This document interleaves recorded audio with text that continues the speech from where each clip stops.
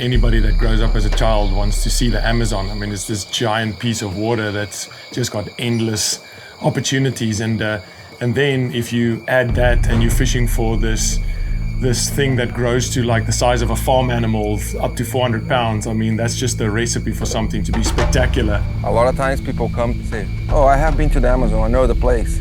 But they don't realize how huge the Amazon is and how many different environments we have inside the Amazon. The Mamirawa Reserve, it's a sustainable development reserve right in the middle of the Brazilian Amazon where the Japura River meets the Amazon River or Solimões River. It's a 2 million hectare area. In fact, it is one of the largest floodlands that we have in the Amazon. To go to PiRARUCÚ is like you wanted to go back 1 million years to go and see what fishing's like. It's like fishing Jurassic Park.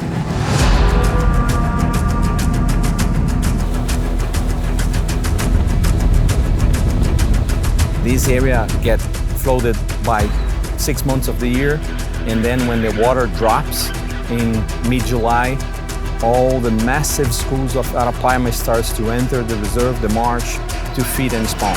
First thing everybody hears about the jungle or the Amazon, they think that there's something that's going to kill them, you know, immediately thinking about the crazy insects, the crocodiles, the piranha, all that stuff, and all that stuff is true. You don't want to touch the water that much, you know. You can get like a little fish like this, the piranha, the red belly, they can bite your finger off.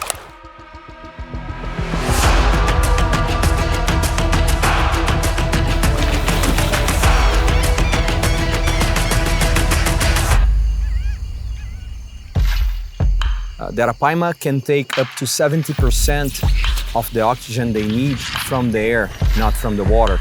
So they roll. Every 5 to 20 minutes, they come up and roll.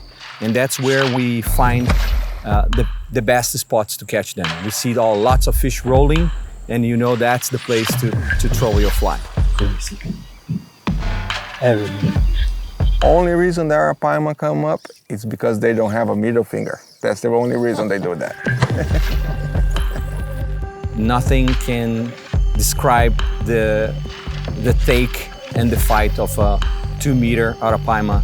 It goes from a very, very calm situation to a very chaotic situation very quickly. You feel that you are stuck, and then that log starts to move. Oh, now I touched the bottom. I'm happy.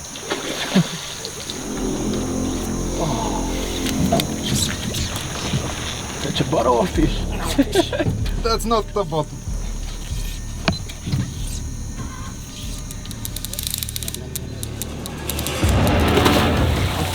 It's gone. Yes. Yes. Why? Without. It is unbelievable how this fish can gulp more than 1 gallon of water with bait together in less than 1 second. You're in the zone, you're like slowly stripping the fly, you're just slowly feeling. It's almost like a vacuum. They create this thing where they just suck, bang, suddenly, and basically it's just your rod tip shakes and then you sit back on it. Yes. On the first bite, you have a really good hook set, increase your chance a lot. Whack them as hard as you possibly can. Same fight. Yeah, that one I don't like the hook set very much. It's at 50 meters on the packing already. Very happy. All right, I lost. It happens, man. It happens. Move the boat, it's crazy. Was the line, not mine, not. Arrebentou a corda. Peixe grande, That means big fish. Arapaima is like hooking up like a Volkswagen Beetle. It's like so strong, and a lot of people ask me, oh, you have to do with 11 weight or 12 weight. It's like, it doesn't matter. They will drag the boat. The rod's just to cast the fly. big fish.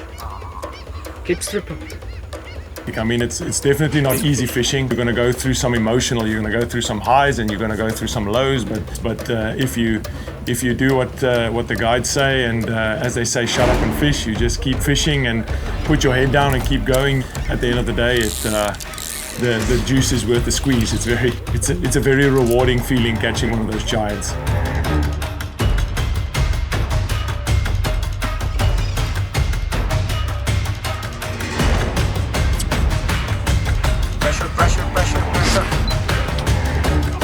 we call it a jiu-jitsu set, where you're basically putting your whole body into setting the hook in these fish with your 12 weight and your 80-pound leader and your fly line. It is like a freight train in your line. It's unbelievable. And they jump and they leap, they run.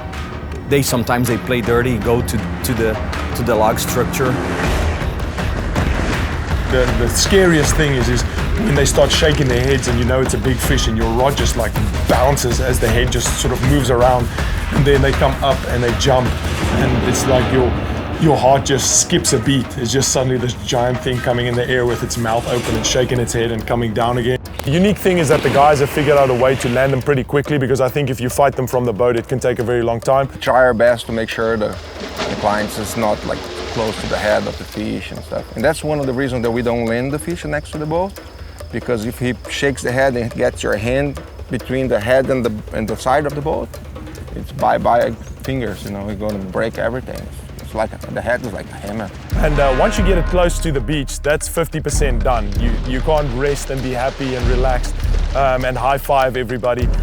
Then the guides do the other 50% where they wrestle this beast. The guide grabs him and then he gets absolutely wrecked.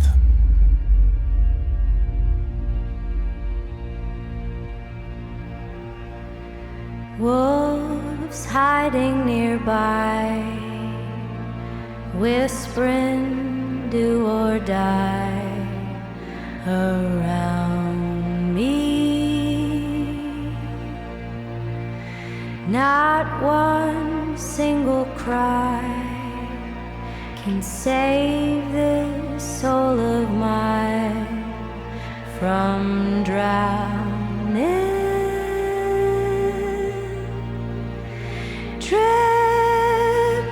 from my eyes, seeing red tonight. Watch out, dude. Stay away from the head. As I wait to say my last goodbye.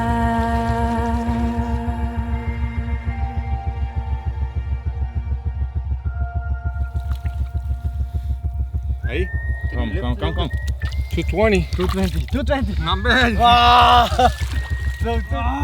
I always envision Arapaima looking like a tarpon slash alligator garfish. You know, they look prehistoric. They look like they come from a time way before us. Gigantic, with a crazy tail, big scales, and a massive head with the eyes on top. Looks like a prehistoric fish. Most of us just want to get that eat, those jumps and the spectacular thing, and then land them and then just put them back in the water.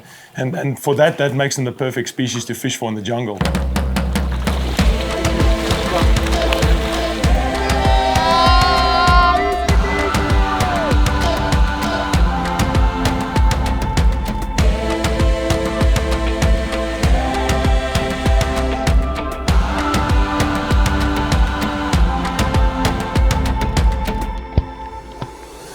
Then another unique thing about the Amazon, like we do find with all the other fisheries, is there's all these other unique species that don't really get the limelight, because you've got this one trophy big game hunt fish, but you've also got all these other amazing species that you can regularly catch on a fly. We were lucky enough to fish for these arowana. Arowana is so fun. Presenting the dry on the right spot, moving the fly on the right place. It's very sport fishing. Almost like an Arapaima looking fish. But they've got these two little things on the front that they swim around and sort of use that to actually find bait or little bait fish that they can eat. But it's very fun to fish for them when you change down to the 9 weight and you're casting these surface flies or little streamers, and you still have to be on point, but it's very cool when you see them coming in behind the fly. And then what they do is they almost like coil up like a snake, and then you can like anticipate the bite, and then he shoots forward and he grabs the fly. Good boy. It's a lot of fun fishing for them, and they jump and they go crazy, and it's a good break fishing for those beasts. When you're fishing for those beasts, then you have this visual element where you can fish for the arowana. And the other species that was so unique to target was the tambaki, which is a family of the paku, which is still one of my favorite fish to catch. I mean, they're strong, they don't give up. You use these fruit flies and you plop, plop, plop it in the water, and then they come up on the noise and they eat that. And like I said, they give you a good fight for their size. Big fish. Yeah, somebody ask you say it's a big tambaqui, okay? Fishing all these places, you have to realize you're going to go through some hard times and you're going to go through some amazing times where we don't catch anything for a day, or you get this day where you've just been on fire, but then you know at some point you're going to have to hit the low. So it's amazing, but don't be wrong, it's not easy. We have luck to land some real amazing fish in this week. Probably one of our best weeks so far, with more than 8 fish over 2 meters in 4 days with 4 anglers. So that proves that Mamirawa, it's unique. It's truly a special place. It's far away from everything, so it keeps the fish safe.